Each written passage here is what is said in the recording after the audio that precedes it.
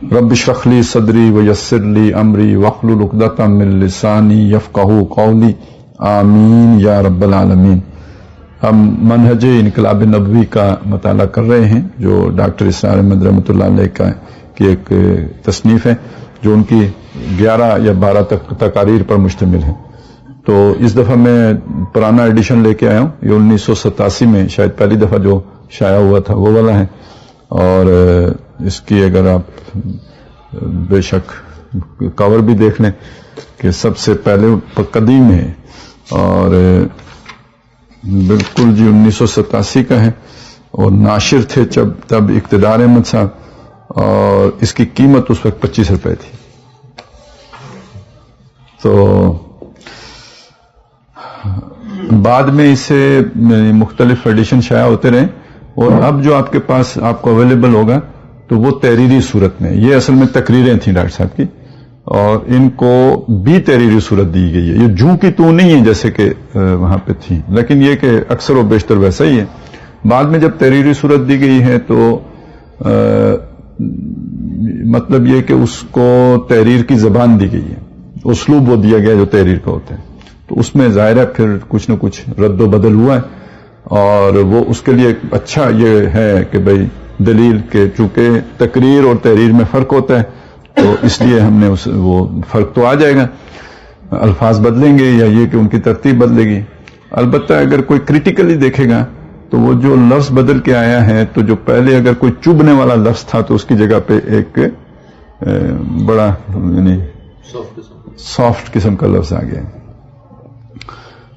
तो इसलिए बहरहाल जिसके पास नहीं हो तो वो जरा तकाबुल ये भी कर ले, अगर अल्लाह ने उसे वो सेंस भी दी हो तो समझ भी आ जाएगी बात। अब हमने शुरू करना है इनकलाबी अमल के लवाजिम व मराहिल। मैं सफ़ा जो ये मेरे पास है इसमें तो 7 नंबर सफ़ा है, तो जाहिर है कि वो उधर कोई और सफ़ा होगा। अब आइए इब्तिदाई बात की तरफ। मैंने अर्ज किया था कि इनकलाबी डॉक्टर साहब ने पहले जो मुख्तलिफ तमीदी बातें की थी, उनमें से आखिरी बात ये थी कि हमारी ये जो गुफ्तगू होगी ये 3 हिस्सों पर मुश्तमिल होगी। पहले हिस्से में हमने एक खाका पेश करना है, इनकलाब का खाका क्या होता है, फिर उस खाके में सीरत की रोशनी से दूसरे हिस्से में रंग भरना है, और तीसरे हिस्से में आज के दौर में उसकी अमली सूरत क्या होगी वो ज़ेर बहस लानी है। तो इनमें जो इस किताब का जो बेशतर हिस्सा है वो दरमियाने यानी वो उसमें सीरत का रंग भरने में लगा है। ये एक ही खिताब में खाका सामने आ गया था, तो अब वो जो खाका है इनकलाब का खाका क्या होता है उसका हमने मताला शुरू किया है। तो इनकलाबी अमल के लवाजिम और मराहिल, यानी एक है इनकलाब जब आएगा, लेकिन ये कि उसके कुछ लवाजिम हैं कि जब तक वो लवाजमात नहीं पूरे होंगे इनकलाब नहीं आ सकता। तो अगर आपका अल्टीमेट गोल जो है वो इनकलाब का है, तो वो लवाजमात तो आपको पहले दिन से पूरे करने हैं, तब जाके उसके बतन से वो इनकलाब बरामद होगा। तो अगर आपने वो लवाजमात नहीं पूरे किए तो इनकलाब नहीं आ सकता। अब देखिए इनकलाब की ख्वाहिश बहुत से पेटू में मरोड़ पैदा करती है, लेकिन इसके बावजूद इनकलाब नहीं आता। ज़ियाउल हक साहब भी चाहते थे इनकलाब आ जाए, नहीं आया, और इमरान खान साहब भी तब्दीली चाहते थे, इनकलाबी तब्दीली, वो नहीं आ सकी। तो यानी क्यों नहीं आई कि आपने वो लवाजमात नहीं पूरे किए थे। तो जब तक आप वो लवाजमात नहीं पूरे करेंगे इनकलाब नहीं आएगा। बच्चे की ख्वाहिश सब रख सकते हैं, लेकिन ये कि शादी के बगैर और फिर उसके बाद जो है जो वजीफा शब इंजाम दिए बगैर बच्चे तो नहीं होते, तो यानी उसके लवाजिम है, उसके बगैर औलाद नहीं होगी। तो इसी तरह समझ लें इनकलाब भी कुछ लवाजमात पूरे करने के बाद आता है। और नंबर 2 ये कि वो उसके कुछ मराइल हैं, यानी जैसे अगर वो बच्चे की मिसाल को सामने रखें तो वो पहले जनीन की हालत में है, फिर वो जो है उसके बाद वो मुख्तलिफ मराइल से गुजरता हुआ उसका तस्विया होता है, फिर रूह डाली जाती है, और फिर वो ग्रो करता है, और बिल आखिर उसकी पैदाइश होती है। तो वो 9 महीने लेते हैं। इसी तरह समझ लीजिए कि इनकलाब भी कुछ मराहिल से गुजर के, 2 चीजें, कुछ लवाजमात पूरे करने के नतीजे में और कुछ मरहले पूरे करने के बाद इनकलाब जो है वो मुनस्सा शहूद पर जाहिर होता है। अब आइए इब्तिदाई बात की तरफ। मैंने अर्ज किया था कि इनकलाब किसी भी नौ का हो, इसके लिए 6 मराहिल से गुजरना नागुज़ीर होता है। जब तक 6 मरहले न पूरे किए जाएं इनकलाब नहीं आ सकता। तफहीम और इबलाग के लिए, तफहीम और इबलाग یعنی سمجھانے کے لیے فہم پیدا ہو جائے. ابلاغ وہ جو بات میں کہنا چاہتا ہوں وہ آپ تک پہنچ جائے, یہ ابلاغ ہوتا ہے نا, یعنی اس کو دوسرے تک پہنچا دینا. یعنی میرا مافی ضمیر جو کچھ میرے اندر ہے وہ آپ تک. تو تفہیم اور ابلاغ کے لیے ان 6 مراحل کو 3 مرحلوں کے 2 حصوں میں تقسیم کر لیجئے. 6 ہیں تو 3 ایک طرف کر لیجئے, 3 دوسری طرف کر لیجئے, یعنی 2 حصوں میں آپ نے 3 کر لیے. اب اس کو سمجھا رہے ہیں آگے. اب اس تقسیم کو اچھی طرح ذہن نشین کر لیجئے. چونکہ میری گفتگو میں ان کا بار بار حوالہ آئے گا, یعنی ان 6 مراحل کا. آپ کو یاد ہوگا کہ میں نے اپنی پہلی تقریر میں عرض کیا تھا کہ موجودہ دور میں انسانی زندگی کو عام طور پر 2 حصوں میں تقسیم کیا جاتا ہے. انسانی زندگی کو 2 حصوں میں یعنی یہاں انسانی زندگی سے مراد یعنی ایک فرد کی زندگی نہیں ہے, جو بنی نوع انسان کی زندگی ہے, اور اس کو 2 حصوں میں تقسیم کیا جاتا ہے.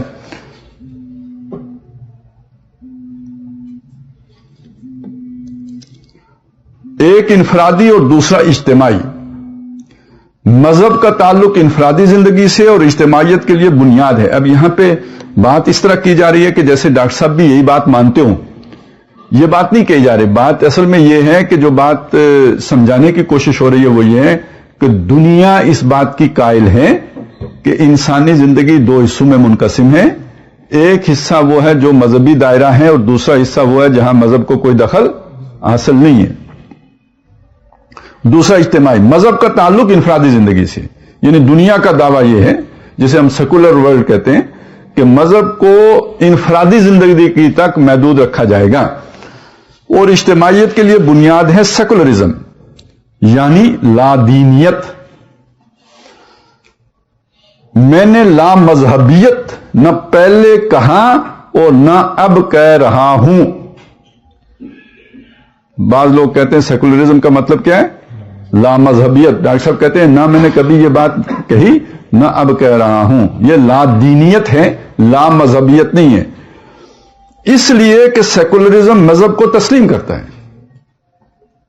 سیکولرزم مذہب کو تسلیم کرتا ہے لیکن اسے صرف انفرادی زندگی میں محدود قرار دیتا ہے. اس انفرادی مذہبی زندگی کے بھی 3 حصے ہیں. ہم نے وہ 6 مرحلوں کو 3 میں کر دیا تھا نا, تو اب وہ کہتے ہیں انفرادی کے بھی 3 حصے ہیں. ایک عقیدہ جسے انگریزی میں ڈوگما کہتے ہیں, دوسرا عبادات جسے ریچولز کہتے ہیں, اور چند سماجی رسوم جسے سوشل کسٹمز کہتے ہیں. ویسے ریچول کا کیا ترجمہ کرتے ہیں آپ؟ رسومات. اچھا سنیے, اب اگر میں اس کو اردو میں لے کے آؤں, یعنی انگریزی پہلے سمجھ لیں, ڈاگما, ریچولز, سوشل کسٹمز, یہ انگریزی بتا دیا. اس کی اردو ٹرانسلیشن ہم کریں تو کیا بنے گی؟ ڈاگما سے بن گیا عقیدہ, اور ریچول سے بن گئی رسومات, اور سوشل کسٹم سے بن گئی سماجی رواج یا سماجی رسومات. تو یہ 2 رسومات آ رہی ہیں, مذہبی رسومات اور یہ والی سماجی رسومات. تو اس کا کوئی فرق کرنا پڑے گا. تو یہ بات سمجھ لیجئے کہ جسے ریچول کہا گیا ہے اس کے لیے جو ڈاکٹر صاحب نے جو اس کو ترجمہ کیا ریچول, وہ کس چیز کا کیا؟ عبادات کا. ٹھیک ہے نا. تو یہ اس کو گڑبڑ نہ کیجئے. ایک رسم وہ ہوتی ہے, رسم اصل میں تو دیکھیے نا کسی بھی شے کے ظاہر کو کہیں گے نا رسم. ایک روح ہوتی ہے, ایک اس کا ظاہری شکل ہوتی ہے, اس کو ہم رسم کہیں گے. رسم الخط یعنی ایک آپ الفاظ جو پروناؤنس کرتے ہیں اس کو آپ ریٹن فارم میں کیسے لے کے آئیں گے, وہ رسم الخط ہیں. تو اسی طرح آپ کے ڈوگمے کے اظہار کے لیے جو ریچولز ہیں وہ رسومات ہیں جو آپ کے مذہبی عقیدے کو ظاہر کر رہی ہوتی ہیں. یعنی آپ نے اگر کسی بت کو خدا مانا ہے تو اس کے آگے کوئی جا کے ماتھا ٹیکیں گے, اس کی ڈنڈوت بجا لائیں گے, اس کو پرستش کرنے کے کوئی طور طریقے ہوں گے. وہ ہے عبادات یا مذہبی رسم, ریچول اس کو کہیں گے. اور سوشل کسٹم کیا ہے کہ زندگی کے لیے جو ہمیں لازمی کچھ رسومات ہوتی ہیں. مثلا ہر آدمی پیدا ہوتا ہے, پیدا ہوئے بغیر تو دنیا میں آسمان سے ٹپکتا تو نہیں نا, دنیا میں پیدا ہو کے آتا ہے. نمبر 2 یہ کہ جب جوان ہوتا ہے تو اس کی شادی ہوتی ہے، تو شادی کیسے ہوگی؟ وانوں میں تو کوئی رسم نہیں ہوتی شادی کی، ان کا وہ جو بھی میل ہو جاتا ہے، لیکن انسانوں کے اندر اس کی کوئی رسم ہوتی ہے، تو تب جا کے وہ جوڑتا ہے، بندھن میں بنتے ہیں، تو اس بندھن میں باندھنے کی کچھ رسومات ہوتی ہیں. جیسے ہمارے ہاں اسلامی رسومات کیا ہیں جی؟ ایجاب ہوگا، قبول ہوگا، اس کے بعد مہر ہوگا، ولیمہ ہوگا، یہ اسلامی رسومات ہیں. اس میں اور اضافہ ہم نے کیا کر لیا؟ اس میں شامل کر لی ہم نے، جو بارات بھی کر لی، جہیز بھی کر لیا، یہ اس میں ہم نے اضافہ. لیکن یہ ساری جو ہے یہ سوشل کسٹمز ہیں، یہ مذہبی رسم نہیں ہے. لیکن جو ہم نماز پڑھتے ہیں، جو ہم روزہ رکھتے ہیں، جو ہم حج کرتے ہیں، اس کو کیا سمجھا جائے گا؟ یہ ہمارے اس ڈاگمے کے مطابق، اس عقیدے کے مطابق یہ ہماری مذہبی رسومات ہیں. لیکن جو شادی بیاہ کی رسومات ہیں یہ ہماری سوشل کسٹمز ہیں. اسی طرح ہر بندہ مرتا ہے، مسلمان بھی مرتا ہے، کافر بھی مرتا ہے. اب اس کی باڈی کو ٹھکانے کیسے لگانا ہے؟ اس کی بھی کوئی رسومات ہوتی ہیں، تو وہ بھی سوشل کسٹمز میں آئیں گی. تو یعنی یہ پیدا ہونا، شادی کرنا اور مرنے کے بعد باڈی ڈسپوز آف ہونا، اس کے لیے جو مختلف رواج معاشرے میں مروج ہوتے ہیں وہ سوشل کسٹمز ہیں. اور جو آپ اپنے عقیدے کے مطابق پرستش کے طریقے اختیار کرتے ہیں وہ عبادات ہیں یا وہ ریچولز ہیں یا وہ مذہبی رسومات ہیں. ٹھیک ہو گیا جی، فرق کلیئر ہو گیا. یہ 3 یعنی زندگی کے انفرادی گوشے ہیں، یہ 3، اور یہ مذہب سے متعلق ہوتے ہیں. شادی کا طریقہ مذہب بتاتا ہے. اب وہ سیکولرزم نے بھی بتا دیا ہے، we are not married but live together, اور born without any wedlock نہ کہیں، بلڈی وڈ لاک کہیں، کیونکہ وہ تو مصیبت کھانا ہے نا. تو مطلب اب وہ مصیبت اس سے جان چھڑانی ہے نا. لیکن اس سے پہلے یہ دائرہ مذہب کا دائرہ تھا، جس میں کوئی یعنی کسی کو دخل دینے کا اختیار نہیں ہوتا تھا. تو 3 دائرے تو یہ ہوگا جی آپ کا، یعنی عقیدہ، ڈاگما، عبادات یعنی ریچولز، اور چند سماجی رسوم یعنی سوشل کسٹمز. ادھر اجتماعی زندگی کے بھی 3 حصے ہیں، یعنی معاشرتی نظام، معاشی نظام اور سیاسی نظام. گویا 3 گوشے انفرادی زندگی کے اور 3 گوشے اجتماعی زندگی کے، کل ملا کر 6 گوشے ہو گئے. یہ انسانی زندگی کا سفر اس سے مکمل ہو جاتا ہے. اسی طریقے سے انقلابی عمل کے مراحل کو بھی اپنے ذہنوں میں 3 + 3 = 6 کے حصے کے حوالے سے مستحضر کر لیجئے. یعنی یہ والا ڈاکٹر صاحب نے صرف مثال کے طور پر بیان کیا ہے، اس کی کوئی اس سے تشبیہ نہیں قائم کی ہے. مثال ہے کہ جیسے مثال کے طور پر انسانی زندگی کے 6 حصے ہیں، اسی طرح انقلاب کے بھی 6 حصے ہیں. لیکن ان کو دو حصوں میں 3 کر کے آپ تقسیم کر سکتے ہیں. اب اس کے بعد وہ کہتے ہیں جی پہلا مرحلہ، اور یہ جو پہلا مرحلہ ہے یہ پہلا لازمہ بھی ہے.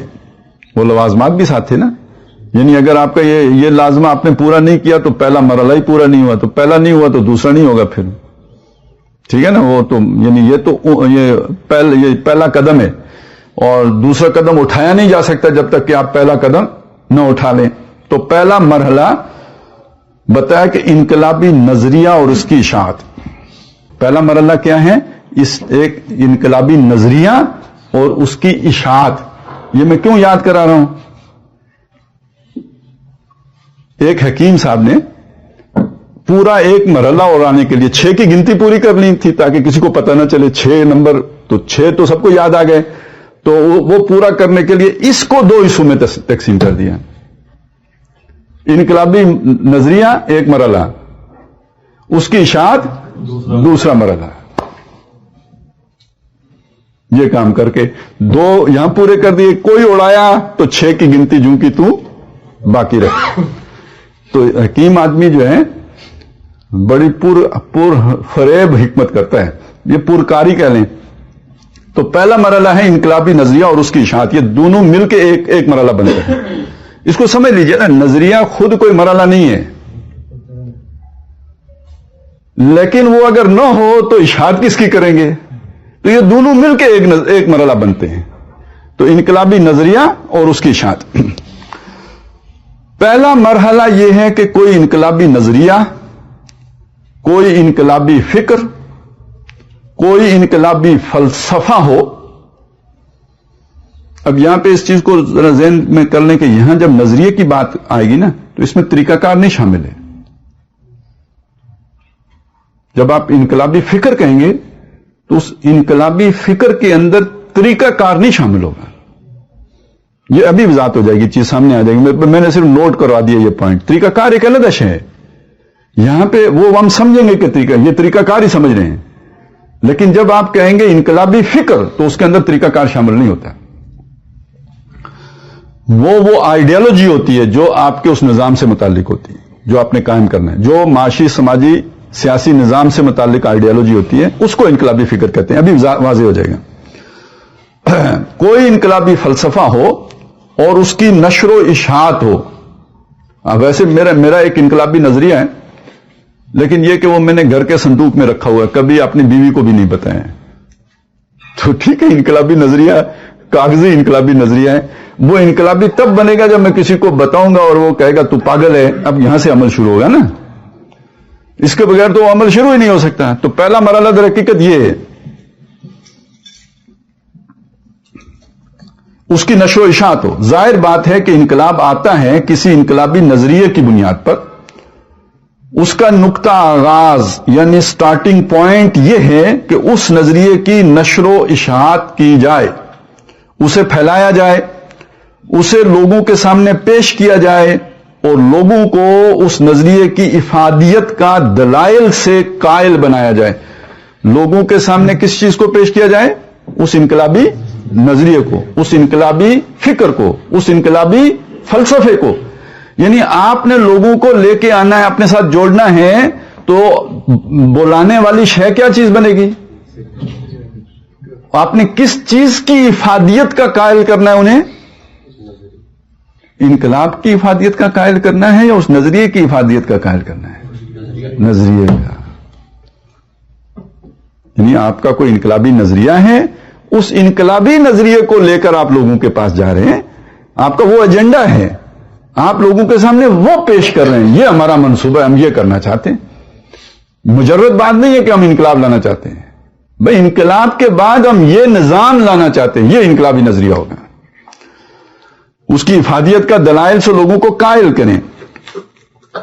इसमें नोट करने की अहम बात यह है कि वो इनकलाबी नजरिया उन तीन गोशों में से किसी एक से लाजमन मुताल्लिक होना चाहिए जो इज्तिमाई जिंदगी के हैं। याद है कौन से थे? अभी जो तीन की तकसीम की थी, 6 बनाए थे। इनफरादी जिंदगी के 3 जो मैंने आपको, अकीदा और जो इबादात और रसूमात, समाजी रसूमात। इज्तिमाई जिंदगी कौन सी थी?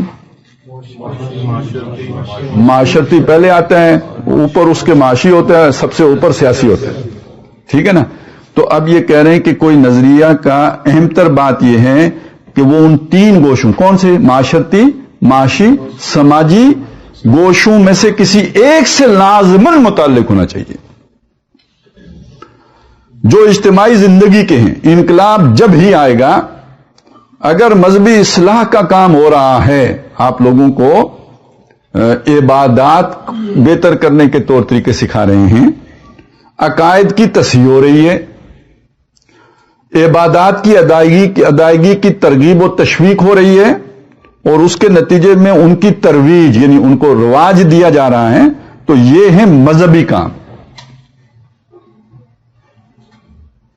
अब आपको अपने इर्द गिर्द जो काम हो रहे हैं उससे आपको अंदाजा होना चाहिए ना, ये कौन सा काम है भाई। आप चाश्त पढ़ लो, आप जो है ना वो इशराक का भी बताओ कि पढ़ते हो कि नहीं पढ़ते, और ताजुद भी पढ़ा करो, और साथ सुन्नतें गैर मुअक्कदा, फिर नवाफिल का एहतमाम, और ये कि जिक्र, अज़कार, अदिया मासूरा और तलावत कुरान, और ये सारी चीजें किससे मुतालिक हो गई जी?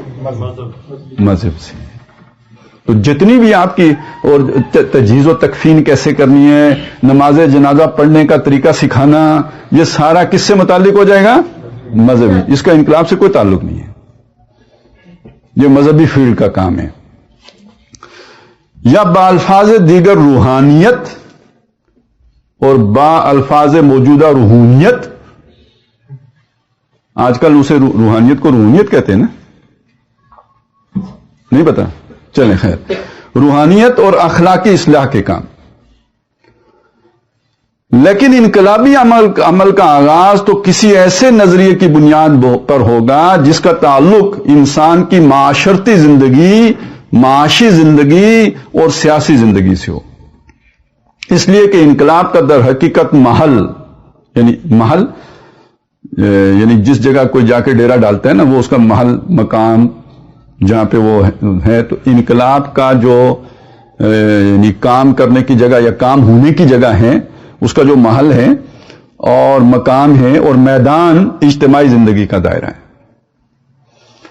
لہذا یہ بات یہاں نوٹ کر لیں کہ کوئی ایسا نظریہ, کوئی ایسا فلسفہ, کوئی ایسا فکر جو انسان کی اجتماعی زندگی کے کسی گوشے کے بارے میں ایک انقلابی نظریے کو سامنے رکھتا ہو اور وہاں جو نظام قائم ہے اس کی جڑوں پر تیشہ بن کر گرتا ہو, تو انقلابی عمل کا آغاز ہوگا.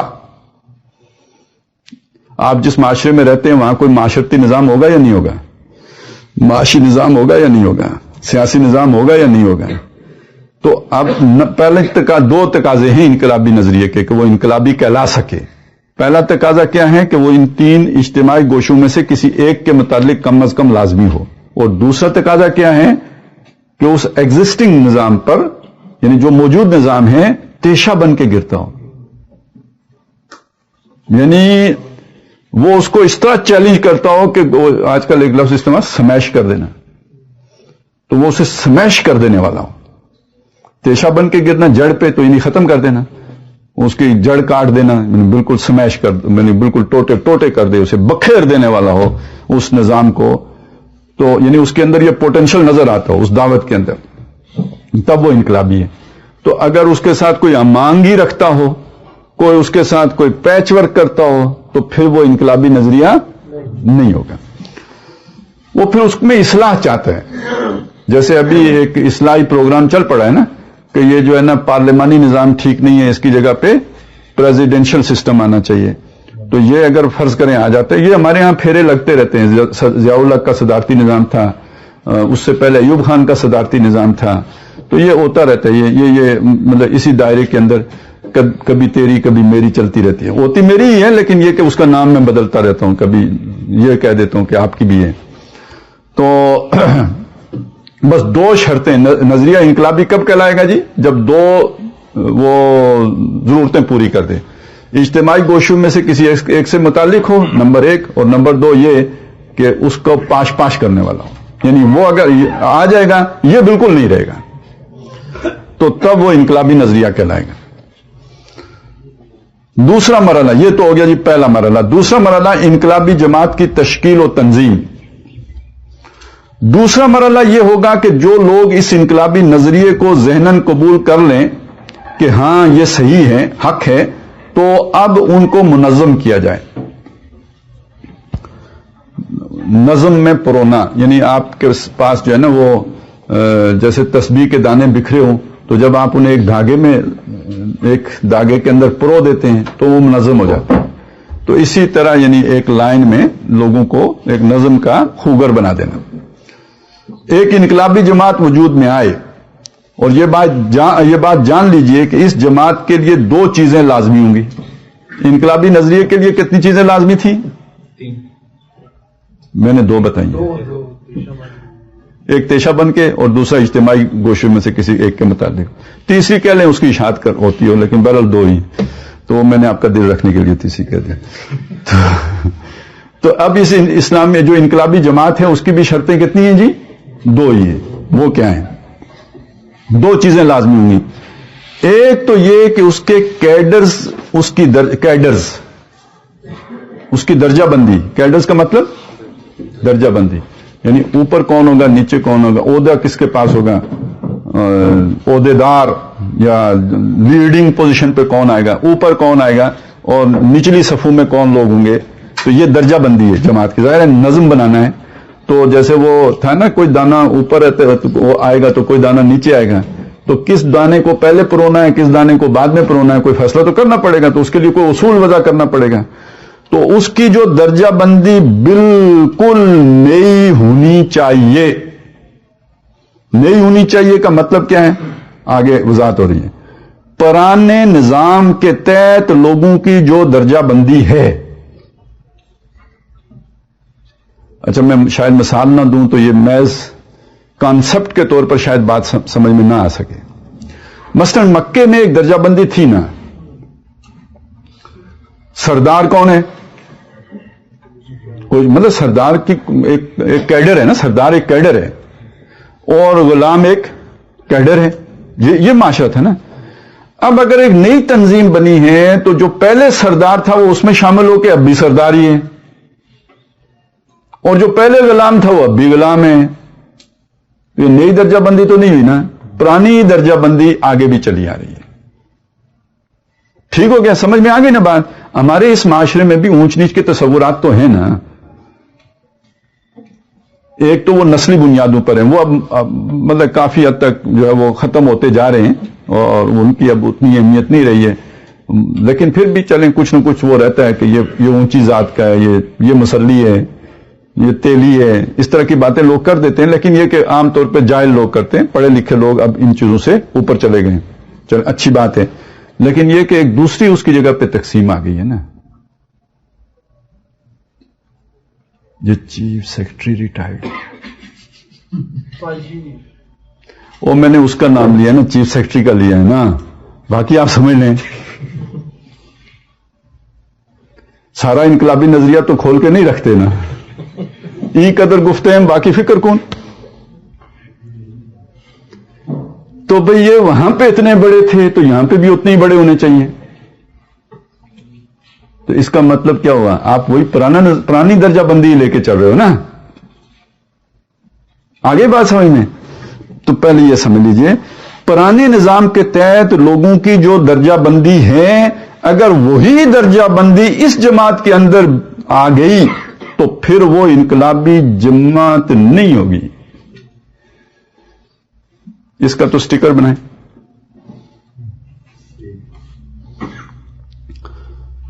تو وہ انقلابی جماعت نہیں ہوگی. یہاں تو بالکل نئی درجہ بندی ہوگی کہ کون کس قدر گہری وابستگی، کمٹمنٹ اس انقلابی نظریے سے رکھتا ہے. کس نے اس انقلابی نظریے کے تقاضوں کو خود اپنے اوپر لازم کیا ہے،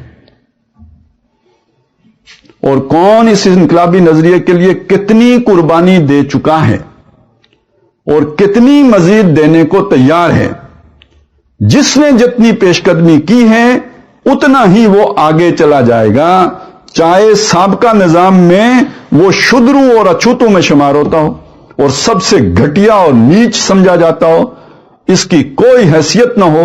لیکن اگر اس نے اس انقلابی نظریے کو خلوص اور اخلاص اور گہرائی کے ساتھ قبول کیا ہے، اس کے ساتھ اس کی مکمل ذہنی اور عملی وابستگی ہے، اس کے لیے وہ قربانیاں دے رہا ہے، تو وہ پیدائشی برہمنوں سے توقیر، تکریم اور ذمہ داریوں کے اعتبار سے کہیں آگے نکل جائے گا.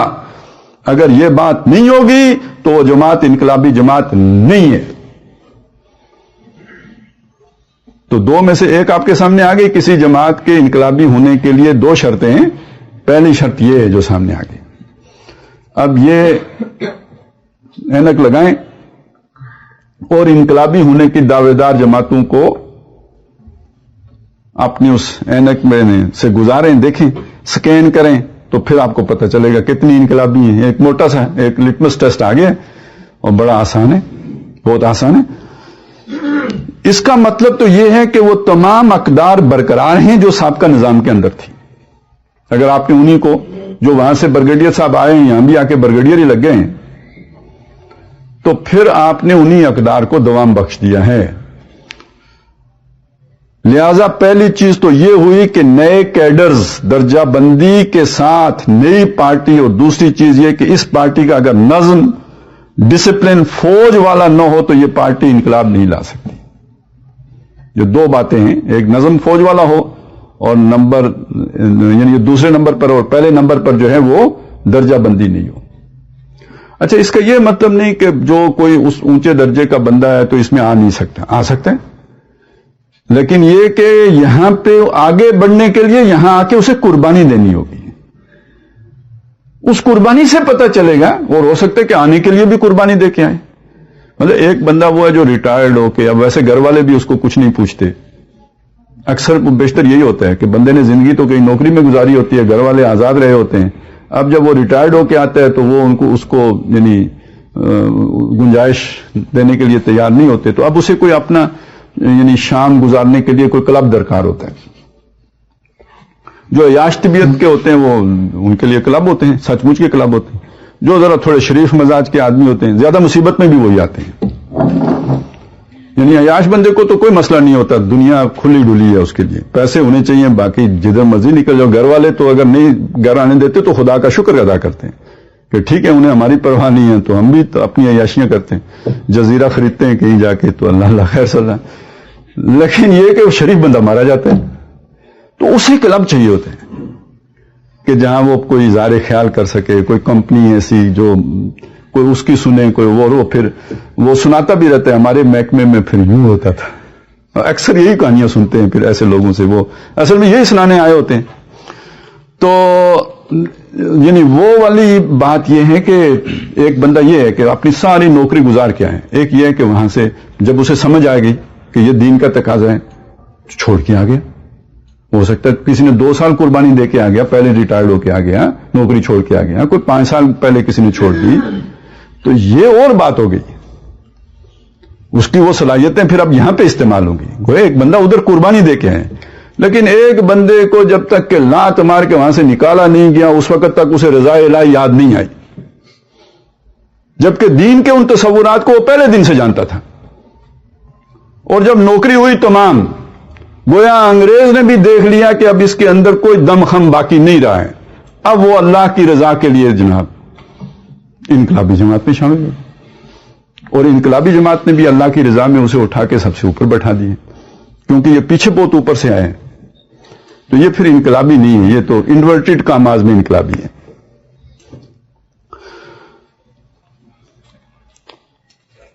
فوج والا نہ ہو تو یہ پارٹی انقلاب نہیں لا سکتی، اور یہ بات بالکل صحیح ہے. انقلاب فوجی ڈسپلن کے بغیر نہیں آ سکتا. ابھی بھی بہت سے لوگ یہ سمجھتے ہیں کہ جی پاکستان انقلاب کے دہانے پر ہے. نہیں، پاکستان فساد کے دہانے پر ہے. بے قراری، بہت یعنی ڈسپریشن یہ تو ہے، وہ لیڈرشپ نہیں ہے. اور لیڈرشپ کا مطلب کوئی ایک بندہ نہیں ہوتا ہے. یہ انقلابی جماعت وہ لیڈرشپ ہے. اگر یہ انقلابی جماعت معاشرے میں نہیں ہوگی تو جس طرح کے پاکستانی معاشرے کی صورتحال پیدا ہو چکی ہے، اس میں صرف فساد ہوتا ہے، صرف فساد ہوتا ہے.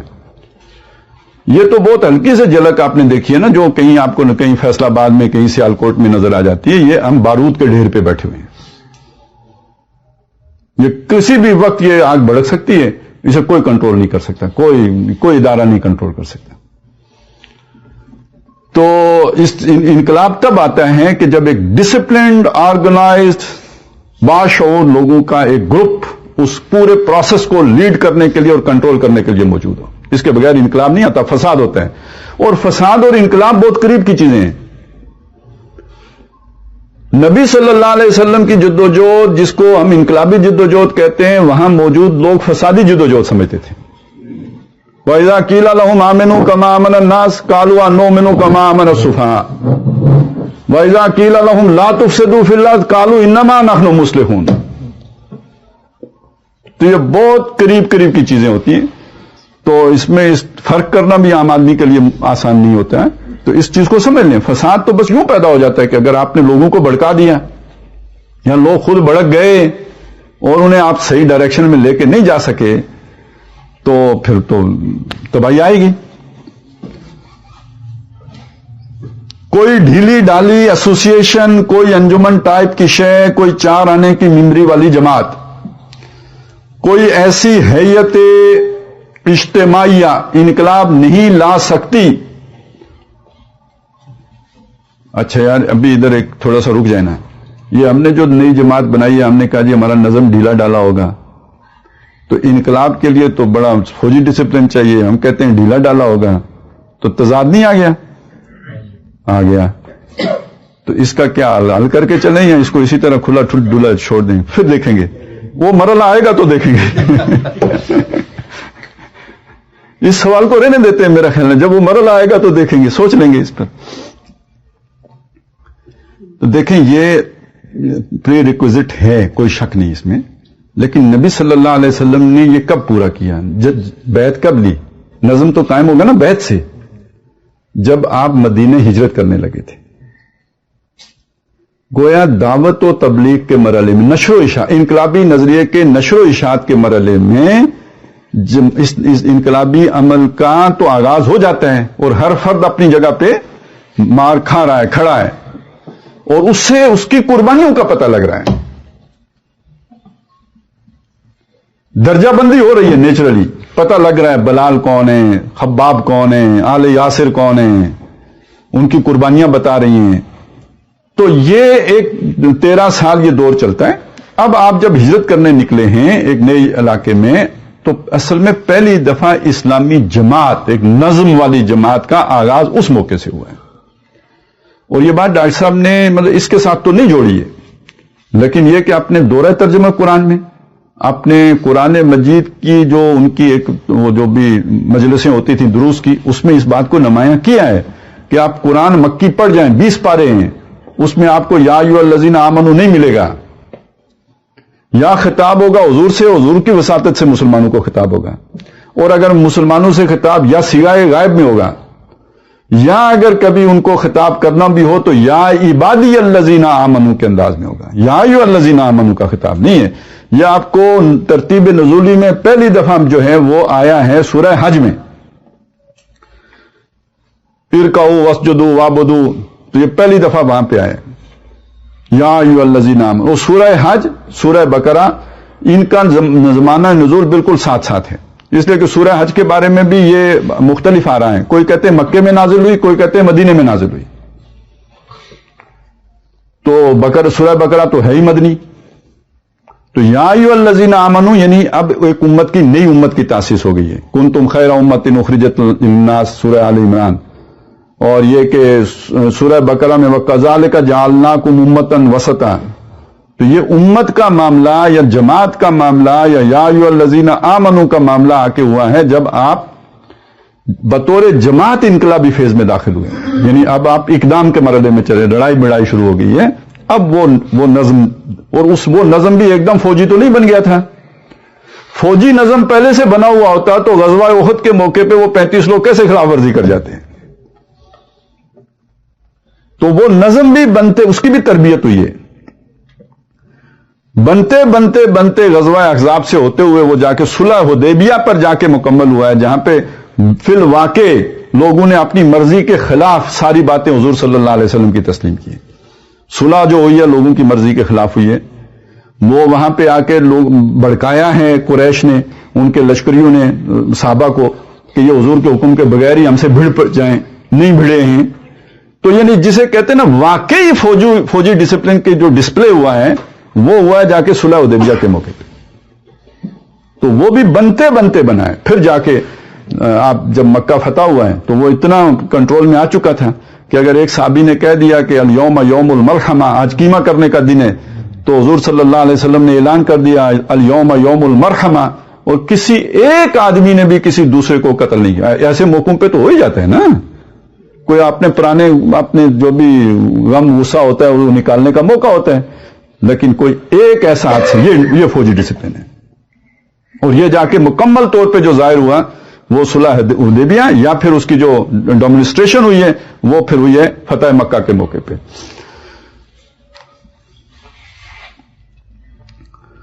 ہر اجتماعی کام کی نوعیت اور مقصد کے اعتبار سے اسی نوع کی انجمن یا ادارہ یا جماعت کی ضرورت ہے۔ کوئی اصلاحی کام کرنا ہے، کوئی انجمن بنا لیجئے، کوئی تعلیمی کام کرنا ہے تو کوئی ادارہ یعنی تعلیمی ادارہ قائم کر لیجئے، مذہبی دعوت و تبلیغ کا کام کرنا ہے تو کوئی جمعیت بنا لیجئے، انتخابی سیاست کا کام کرنا ہے تو ممبری کی کوئی فیس مقرر کر کے بڑے پیمانے پر اپنے ہم خیال افراد کی ممبر سازی کر لیجئے اور ایک سیاسی جماعت بنا لیجئے۔ لیکن اگر انقلاب لانا ہے تو اس کے لیے ایسی پارٹی درکار ہوگی جس کے ایک تو کیڈرز بالکل نئے ہوں اور دوسرے یہ کہ وہ اس طرح مربوط اور منظم ہو کر اس کا ڈسپلن فوج والا منظم ہو کہ اس کا ڈسپلن فوج والا ڈسپلن ہو کہ جو حکم ملے مانا جائے. یہ نہیں ہوگا تو انقلاب نہیں آ سکتا. اس لیے کہ ایک جمے ہوئے نظام کو اکھاڑ پھینکنا ہے. ایک مضبوط طاقت کے ساتھ ٹکراؤ کا مرحلہ آنا ہے. ایک مضبوط طاقت کے ساتھ ٹکراؤ کا مرحلہ آنا ہے. اس میں ڈھیلی ڈھالی انجمن ٹائپ ایسوسی ایشن کام نہیں دے سکتی. تو جب ٹکراؤ کا مرحلہ آئے تو پھر وہ بنانا ہے نا. بس یہ ایک ہمارا فرق ہے. تو کتنے مرحلے ہم نے دیکھ لیے جی. پہلا مرحلہ تھا انقلابی نظریہ اور اس کی اشاعت، اور دوسرا مرحلہ تھا تنظیم. اور پہلے مرحلے یعنی انقلابی نظریہ، کب انقلابی نظریہ ہوگا؟ جب اس میں دو چیزیں پوری ہوتی ہوں. اجتماعی گوشوں میں سے کسی ایک سے متعلق ہو اور اس پر وہ کیا بن کے گرتا ہو؟ تیشہ بن کے گرتا ہو، یعنی اس کی موت واقع کر دیتا ہوں. اور دوسرا جو ہمارا مرحلہ تھا وہ تھی تنظیم، اور اس کے بھی دو ہی لوازمات ہیں، اور وہ کیا ہیں؟ نمبر ایک اس کی درجہ بندی نہیں ہو، اور نمبر دو اس کا نظم فوجی ہو. بندے فوجی نہ ہو، ہاں نظم فوجی ہو. اب آ گیا جی تیسرا مرحلہ، ٹریننگ اور تربیت. انقلابی عمل میں تیسرا مرحلہ ہوتا ہے ٹریننگ کا، تربیت کا. اچھا یہ دیکھیں، یہاں پہ اصل میں ڈاکٹر صاحب سمجھانے کے لیے ان کو مراحل کے طور پہ بیان کر رہے ہیں. حقیقت کے اعتبار سے دیکھیں تو یہ ایک ہی مرحلہ ہوتا ہے. یعنی جب آپ نے انقلابی نظریے کی نشر و اشاعت کی تو اس کے ساتھ ہی باقی سارے مراحل شروع ہو جاتے ہیں. تربیت کا مرحلہ بھی ساتھ ہی شروع ہو جاتے ہیں. یہ نہیں کہ وہ نشر و اشاعت پورے پاکستان میں ہونے کے بعد جن لوگوں نے اس کو قبول کرنا ہوتا ہے ان کے قبول کر چکنے کے بعد اب اس تربیت کا مرحلہ شروع ہوگا. ایسا نہیں ہوتا ہے. سارے کام بیک وقت شروع ہو جاتے ہیں.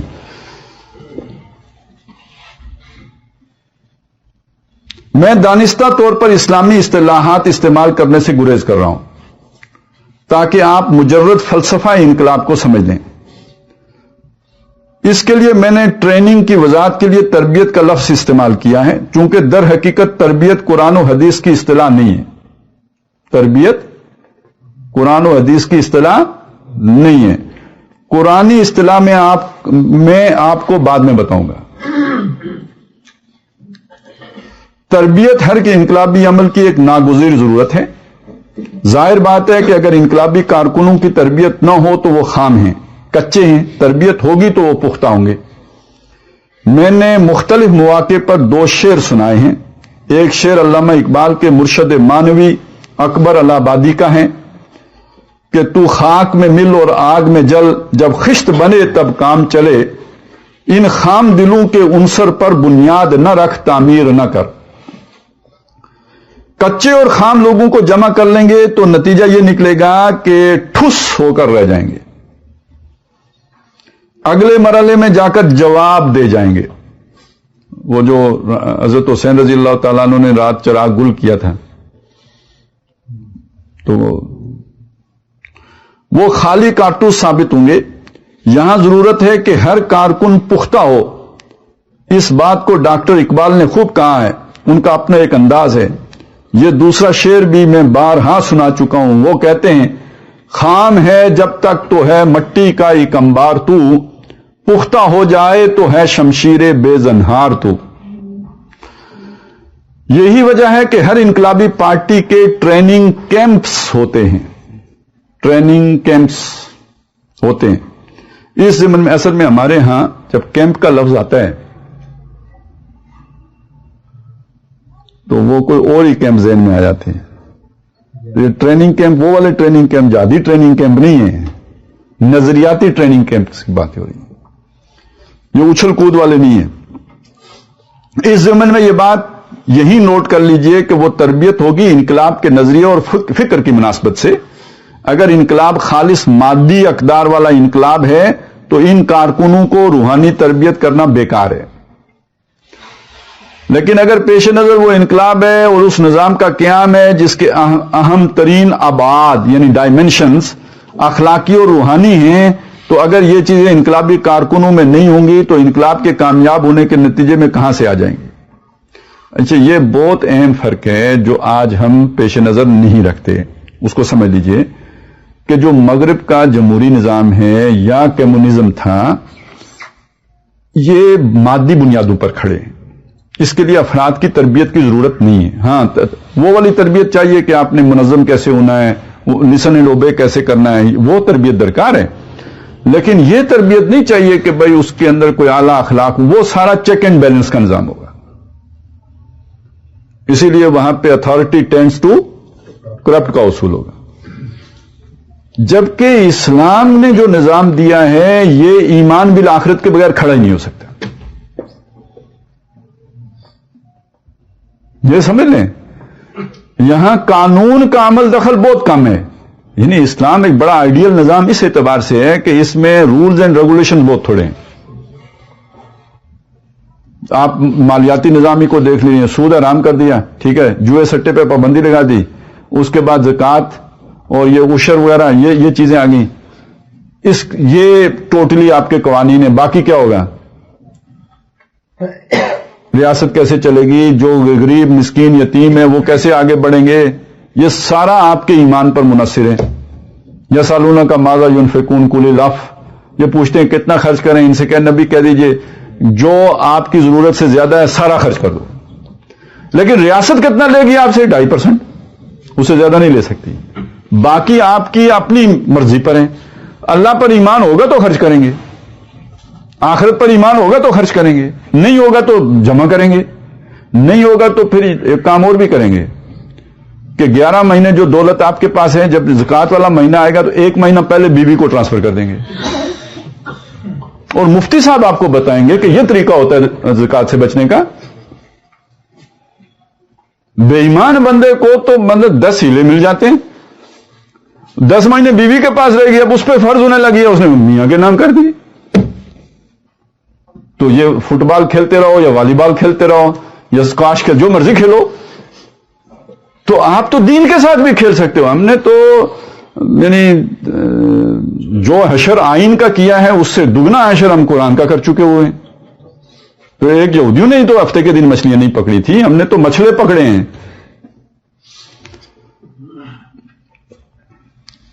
تو لہذا یہ انقلاب جو لوگ یعنی یہ ایسے لوفر لفنگوں سے یہ انقلاب نہیں آ سکتا.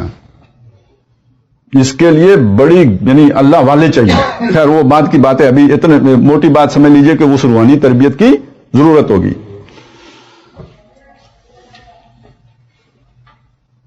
لہذا ایسے انقلاب کے کارکنوں کے لیے اخلاقی اور روحانی تربیت بھی لازمی ہوگی، بلکہ اس کو اقدمیت و اولیت کا درجہ حاصل ہوگا. اقدمیت پہلا یہ سمجھ لیں چلیں.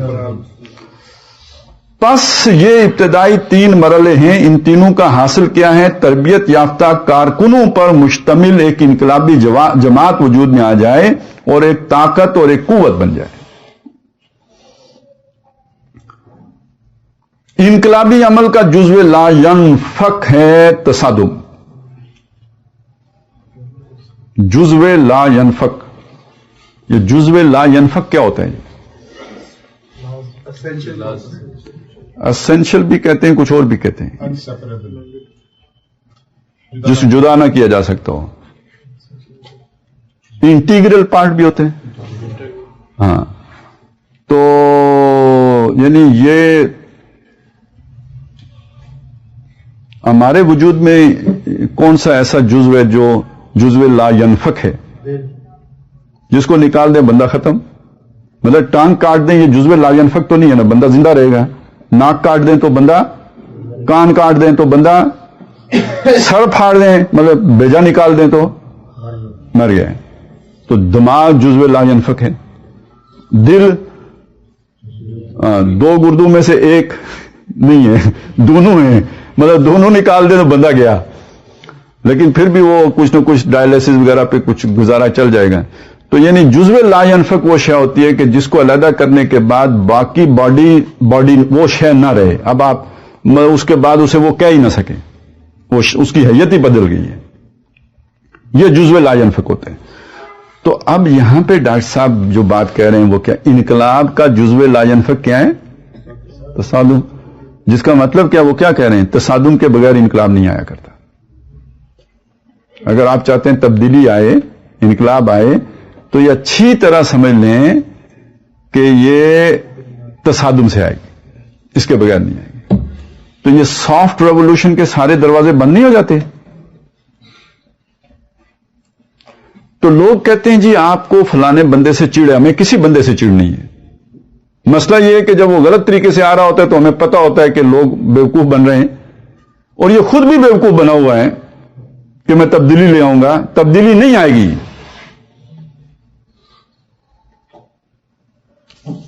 تبدیلی لانے کے جو طریقے ہیں وہ اس نے اختیار ہی نہیں کیے, تو کیسے تبدیلی آ جائے گی؟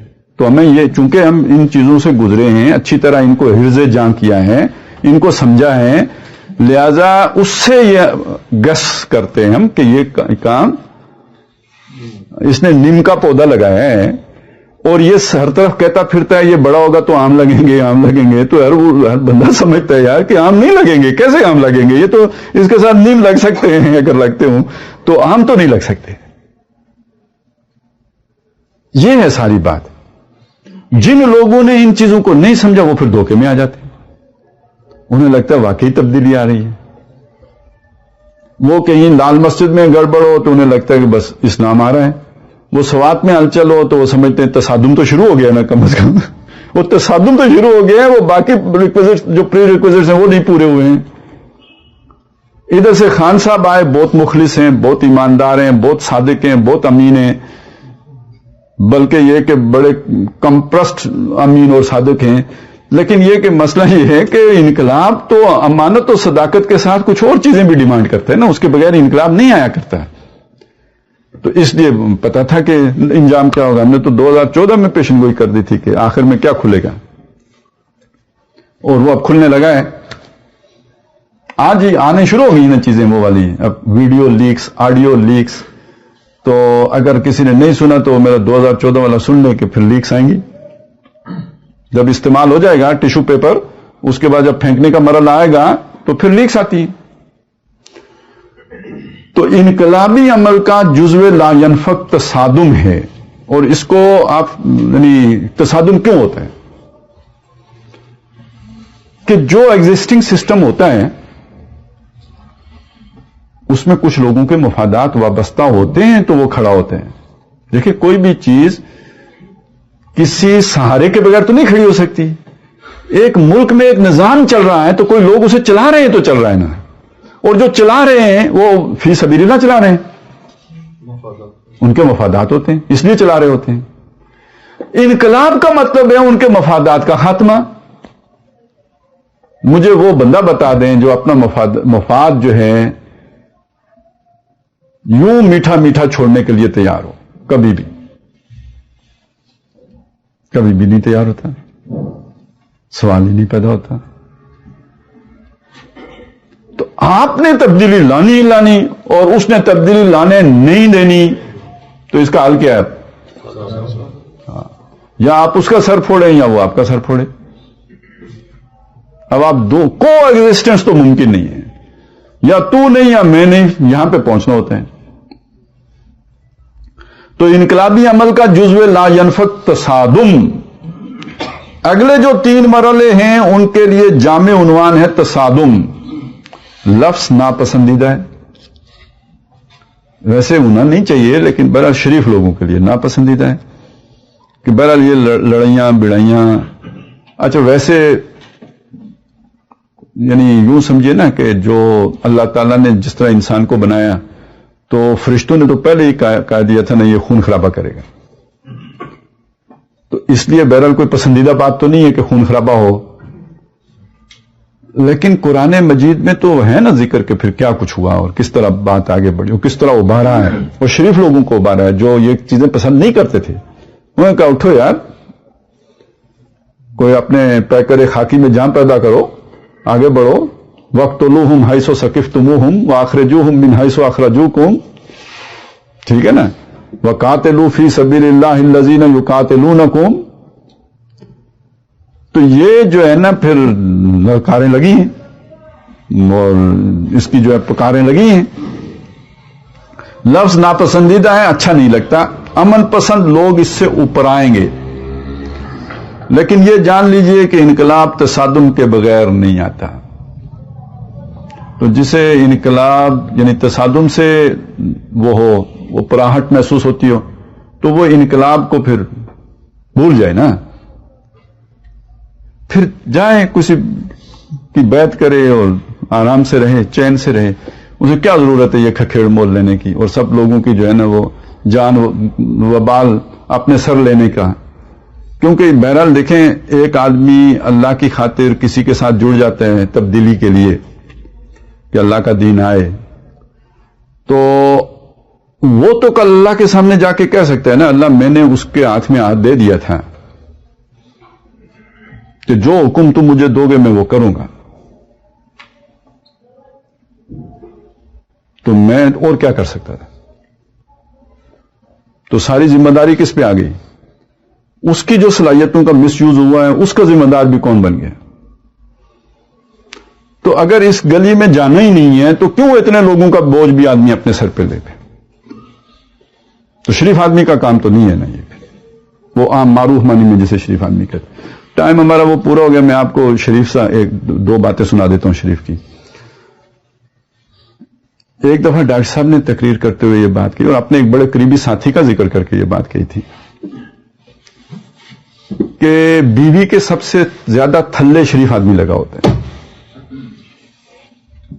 फिर उसकी वजाहत की, कहते हैं बदमाश आदमी तो इधर उधर मुंह मार आता है, उसे तो घर में कोई प्रॉब्लम नहीं होती।